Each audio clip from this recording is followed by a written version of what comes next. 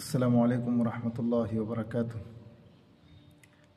আমার প্রিয় দর্শক বন্ধুরা, একটি হাদিস শুনবেন। হজরত হানি হজরত ওসমানের আজাদকৃত গোলাম বলেন যে যখন হজরত ওসমান কোনো কবরের পাশ দিয়া গতি করত যাইতো, তো কবরের নিকটে দাঁড়াইয়া খুব ক্রন্দন করতেন।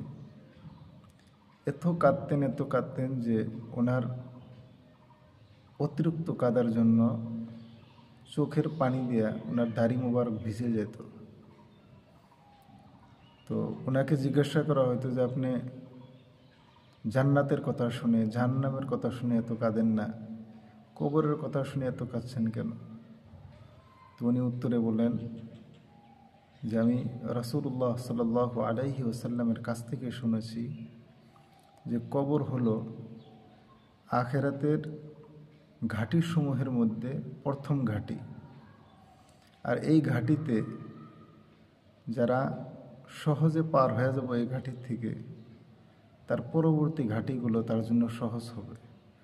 এবং কেউ যদি এই প্রথম ঘাঁটিতেই ফেঁসে যায়, পার না হতে পারে, তার পরবর্তী ঘাঁটিগুলো তার জন্য অধিক কঠিন হবে।